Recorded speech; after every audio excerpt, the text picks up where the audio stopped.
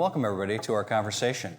Today, we're here with Lindsay Tobin, one of our friends from St. Patrick. Welcome, Lindsay. Thank you for having me. It's great. It's great that you're here. Yeah. I have a question for you. How did you get involved at St. Pat's? How did you come to St. Pat's? Tell us your story about that. So I was raised Catholic, but not religiously. I would say more culturally. I went to St. Walter's in Roselle, and then Driscoll Catholic for 2 years. Moved out this way when my parents divorced, and then I moved back here after college and graduate school with my daughter and my husband. We decided to live in St. Charles, and we had, my mom is a member of the parish, so she said, well, you have to get Rowan as my daughter baptized here, and then we got married in the church after her. She was a surprise. Wasn't in the church at the time, so. And then we had my son, and so we've been married in the church. We've had 2 baptisms in the church, and I always knew I would send my kids to Catholic schools, but I wasn't a believer until September 2019, which I think was your first back to school night for parents. Oh, that which one. was maybe not super popular with most people, but it reached me. Tell people why that wasn't so super popular. Because you kind of held us accountable for the promise that we made to our kids at baptism, which was to take them to church. And the odd thing is that as a psychologist, I just happened to have a patient who had converted to Catholicism as an adult, and she came in and she started seeing me, and as a psychologist, you can get behind whatever anybody says. It's their experience. You can kind of, okay, sure. But after a while working with this person, I realized there was no way that these things were happening in her life that didn't have anything to do with God. So that was kind of like my first. And then my daughter said, Mom, the other moms come to the school mass. Can you come to the school mass? And I was like, all right, fine. So I would drop her off at school, drive back to the preschool. And by the time I got back to church to do the all-school mass, it was locked down like Fort Knox. So I couldn't get in. And I thought, okay, I don't have to go. And she said, but what about Sunday Mass then, Mom? And I was like, all right, I guess we can do that. And then I went to your talk, and I literally looked up and was like, okay, I got it. We're going to go, And then Father Cladar was doing the first Mass that I went back to, and the gospel was the prodigal son. And I was like, okay, I'm here. I get it. So it worked. And I had a different experience of your back to school night speech. I thought it was a welcoming and a reminder of the responsibilities and the promises that we have. Yeah, that was a great evening, but I got a lot of feedback. I'll tell you that. I'm sure. Most feedback is not great. Well, I'm glad that if just one person gets affected, right? Yeah. And so I'm just thrilled that kind of led to a series of events that brought you back to Mass and your kids, and it did, yeah. Yeah. And now we're all about it. So, I met with Father Cladar for some spiritual direction, and that was when I had told him about my experience and how I came back, and he said, I think you might be the only person that wasn't mad about it. And I was like, well. But you plant seeds, right? You do. Because I think even after a little bit of time, people think about stuff like that, and they warm to it a little bit. And so we have to give the Lord time to work in people's hearts. So yeah, people get defensive initially. Oh yeah. Don't like to be challenged. Well, and that was like the daily Mass challenge. I would talk to a mom I'd never talked to before. Hey, we're going to go in and do the Halloween party in first grade.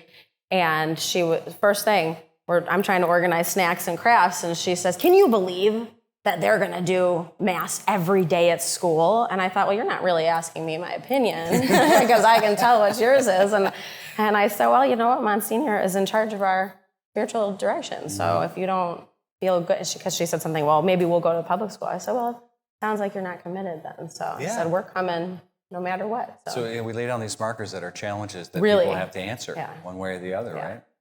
And people don't like to be challenged. What do you think the benefit to your kids will be for having them go to Mass each morning? So we have this thing called First Classes Mass. Yes. And so what do you, as a parent, what do you see the benefit? I think it's a focus in your day, because there's so much stuff that happens in a day. I mean, by the time I pick my kids up from school, I'm like, what'd you do today? They're like, I don't know, I can't. I think I had lunch with somebody, maybe I went to recess, but I didn't get to play on the monkey bars. These are the things that stick in their mind. And it's an emotional time, a lot of kids were home, COVID, people have gotten sick, all this kind of stuff has been going on. And I think, to orient your day, that all the rest of this is small stuff. This is what really matters. My son's in kindergarten, so he's not going every day. But he'll go once a week, and they both love going. It's like the highlight of their day, and we go on Sundays and stuff too. Yeah, and just one of the practical things too, and I see it in them, is they're busy trying to get ready for school, a lot of stress, a lot of things happening at home, in the car, on the way there, and all of a sudden they have this chance just to sit and be themselves and decompress, no pressure. Yep, and just listen. Oh yeah. Yeah. And they hear a good message, and they get Well, to... my daughter always loves your stories. She said you're her favorite because you tell the best stories. Oh, well, yeah. Don't tell Father later. My dad said, he tells me, he goes, Danny, you never let the facts get in the way of a good story. No, me either. You got to change it. So we talk about how the faith affects your kids and what they do. Can you give me an example or tell me something about how maybe your faith life is intersected with your work life? Yes, so that was a big, I'd like to say collision in a way, because as a psychologist, there's a lot of people, I would say, with a different value system who do the work that I do. And I actually just recently moved into my own practice. So it's just me, myself, and I put a cross up in my office for the first time because I've never been able to do that before because it might offend somebody. I don't know how that offends people, but I don't really care if I offend people. So that's always been my MO. And so I find too, without even having advertised it, more and more patients are coming to see me who are Catholic. And I can use my theology background, I can use my understanding and help people and even move more towards like a positive psychology, right? Like it doesn't just have to be when things are terrible in your life, but how do we use some things going forward to manage so they don't get that terrible again? Right. So what's your specialty? I just clinical psychology. I have a doctorate in clinical psychology, so I see kids 18 and up. So I think you're kids until you're about 30, right? Yeah. And sometimes I'll see some younger teenagers, but for the most part, I don't see kids because I don't like parents. And I say that as a parent, but I don't like them. Well, because they're fearful and anxious. Well, and a lot of times it comes in, fix my kid. Right. And it's like, well, your kid has issues for what's going on at home too, Yeah. And I think that's a lot of the challenge, the challenges you've put for parents.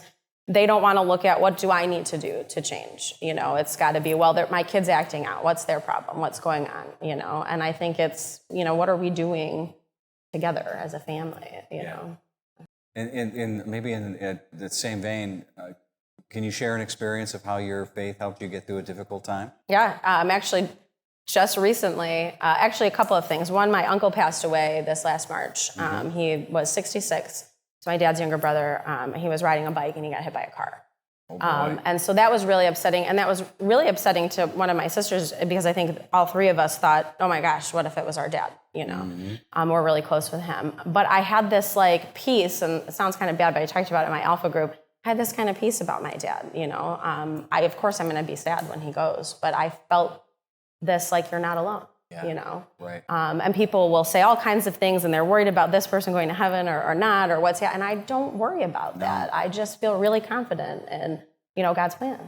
Yeah. So. Yeah, because I have a number of people, my grandparents, one of my brothers died, and I do a lot of funerals. There's funerals every week at St. Pat's. And I always come at it from just a deep certainty that yes, it's sad when you lose somebody, but at the same time, we have to celebrate that this person is gone where we all want to go, and that we're going to be with them again. Right. And we can still be with them. What does it say? In death, life is changed, not ended. And so it's just a challenge for us to develop that spiritual sense that we can, not only do we have a prayer life with Jesus, but we can also pray for those people who have gone before us and ask them to pray for us. Yes, and I do that routinely, and I think it helps my kids deal with, they've had quite a bit of loss in the last 2 years, people that they've cared about, and there's not a lot that can comfort you outside of God, in my experience, because I didn't believe until a couple years ago, and death was the biggest, scariest thing, and now it's like, it's okay. That's an interesting thing, because I know there's, at St. Pat's, we run the gamut from highly committed to just they're there because their kids are in the school. And how do you speak to people, just from your own experience, of somebody who didn't have faith or wasn't living in your faith, when they go through a lot of things, and like even COVID and all the anxieties, uncertainties, worries that came from that? How does somebody without faith from your own experience, how did you deal with that? Not well. Not well. Not well. There was a lot of depression, Yeah. anxiety, to clinical levels for myself, which I'm sure is part of why I got into psychology was, it interested me in that way. And I don't like to touch people. So my dad's a medical doctor, and I wanted to help people but not touch them. So I give the occasional hug, but no bodily fluids, none of that stuff for me. No cadavers, don't want to do it.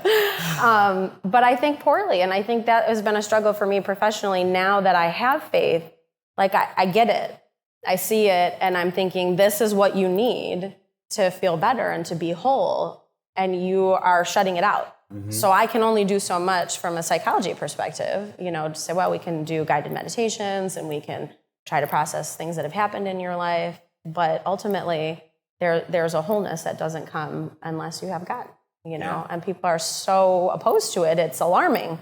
If I said, here's a pill that you could take once a day and you're going to be okay, and you're going to have some ups and downs, but for the most part, you're going to be okay. People would be like, great, that sounds great. Sign me up for that. But if you say, well, you should pray and talk to God during the day and have a relationship with God, it's like, oh, I don't know about that, Yeah. So it's kind of silly. And I think people they're nervous about that, or maybe a little resistant, because what it does require is trust and a change in one's life, right? And surrender. Surrender. Which is really, that's not me at all. I'm not a surrender, give it to somebody else kind of thing. I'm like a type A, OCPD, as we'd say, obsessive compulsive personality disorder. I'm going to do it. I'm not going to delegate. I want it done my way, But there's so much, if you can get past the anxiety of letting go of control, there's so much freedom in doing that, but it's hard. Yeah. So with that, maybe you talk about your professional life. You have your kids and your family. Mm-hmm. How does your faith change the way you live out your family life? Well, it's changed quite a bit because now it's not just, behave well because that's what's expected of you is to behave well. But, my kids are 8 and 5, so mm-hmm. there's a lot of arguing. And whenever they do things, instead of yelling or, this is the consequence, which of course consequences are great. I think I say a lot, particularly to my son, because he loves Mary. He's all about Mary. I say, who would be pretty disappointed in that?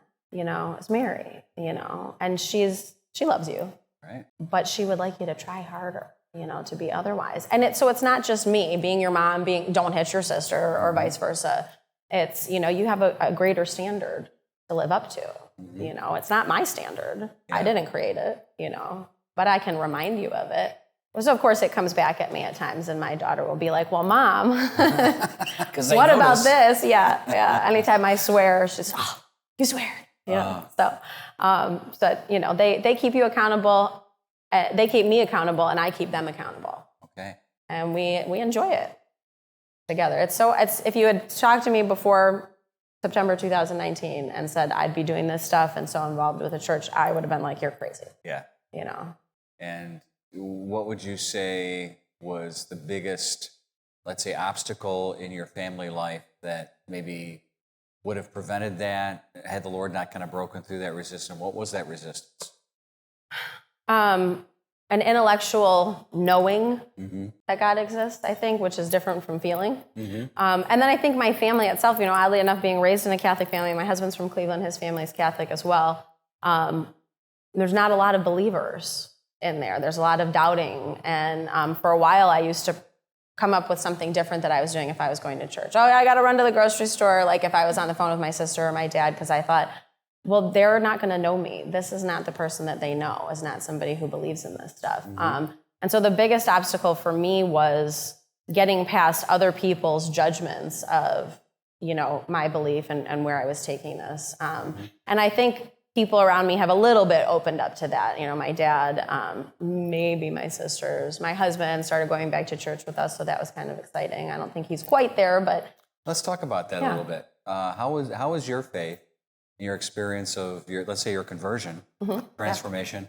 How has that changed your marriage, and how do you see that changing your husband? And is there still resistance there on his part? There is some resistance, I think. He, to be fair, he was a Marine for a while, mm-hmm. so that's a kind of, I think in his mind, we talk about in the Bible, or people will say, well, I need to be perfect before I come to God, right? And it's actually the opposite. You come mm-hmm. the way that you are. And so I think for him, and the way that he's lived his life a lot. There's a lot of anger when you're a military person and stuff like that. He feels that it's difficult to be him. He's like, I don't want to change. I don't want to change who I am. And I said, well, it doesn't change your personality. It changes the way that you relate to people in the world and stuff like that. And so I think once he saw that I didn't really change that much, I mean, maybe for the better, I'm a little bit calmer and, a little bit nicer, that he realized it's not going to change my personality. It's just going to maybe help me to amplify those parts of my personality and my behavior that I like. Right. And kind of suppress some of that other stuff, So, but he was very resistant. He was one of those science disproves God, and I'm like, that's not true. And I commend him because I know a lot of families where there is that separation, and it's very difficult to break through it. So your husband has made a decision to come back to church with you, or in some way be open. Yeah. Which I think for every family to see both parents struggling to put it all together is really a terrific thing. Yeah, and I think it helps our kids know, because they're going to fail at times, and that it's okay. That you just pick it back up. I told my daughter, she did her first communion reconciliation last year. It's a big year for us. So she's super excited about daily mass. But when we were doing it, we're talking about reconciliation, and I could see the gears turning, and she's going to go write down every single thing she does every day to bring to confession. She's going to be in there for like 2 hours, and she's actually a really good little kid, Or me, and I'll send him over to Right. later. Yeah, right. And send him over there. And I told her, I said, I didn't go to reconciliation for probably 20 years. Yeah. It's never too late. It doesn't. God already knows what you did. And he already knows if you're sorry for it. Right. So the point of reconciliation is not for God. It's for you. Right. So don't be afraid you're going to miss something. You can just say at the end of it, that's and all I anything I remember. forgot. Yeah. Yeah. Anything that I'm sorry about. Were you scared when you went back after 20 years? I mean, of course, when I went to confession, my heart was like, but I did that with Father Cladar just one-on-one. So I'm staring him in the eyeballs in his office doing it. So you went full bore. Yeah, I wasn't quite sure. He did the mass with the prodigal son, and then I talked to him afterwards, and I said, do people can I come talk to you? I'm kind of sort of on the fence about this. And he said, yeah. So I met with him, not the first time, but the second time. I said, wanting to go to confession. And he said, well, you want to do it right now? And part of me was like, oh, no, I don't want to do it right now. And then I thought, yeah, I should. Yeah. So we just did it. Look at that. And I ripped off that Band-Aid. So what would be a piece of advice you would give somebody why to go to confession, and how to, especially if they've been away for a long time, and why to go back? What would you tell them? I would tell them that it's not all that different from seeing a therapist, but just on a higher level. You can't heal what you don't acknowledge, right? And so it's really helpful to go in, and it's really helpful to go in and look somebody in the eyes and say, I did this, and I'm sorry for it, and it's anxiety provoking, and we all have some shame about things, but really we're all in the same boat. And so I think it's really, it's like a burden relief that you don't get anywhere else, where you can say all the things that you're sorry. I don't give people absolution in therapy. I try to help people understand themselves and make better choices and that kind of stuff.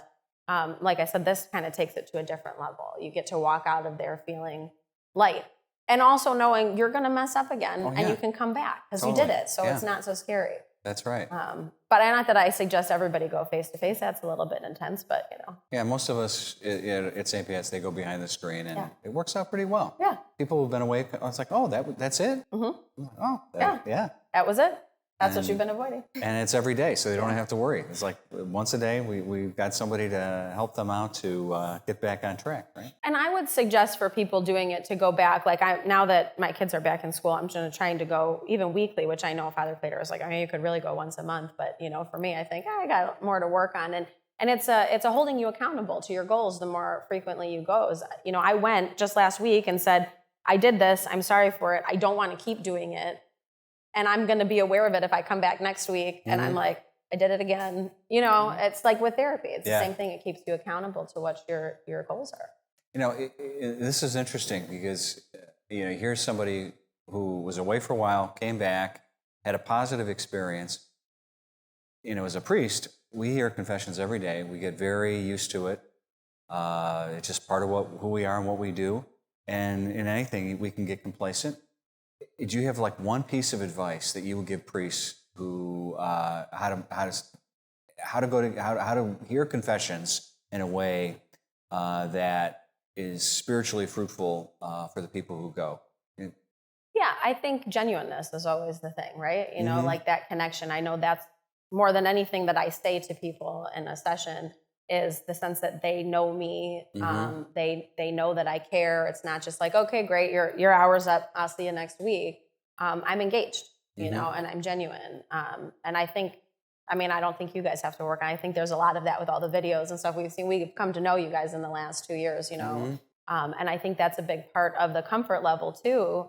And one of the things that I do is I sometimes talk about in therapy the ways that I messed up, because people come to you as a psychologist, you know, Dr. So-and-so, and they think, well, she's got this right. No, I yell at my kids. I'm not kind. You know, I messed up. I'm just aware of it while I'm doing it. And I'm like, oh, this is so annoying, you know, and I may be better at fixing it. Oh, yeah. Know? But I think being human, you know, that's something people can relate to. And then they're going to feel comfortable to go in and say, yeah, these are my sins, you know. Okay.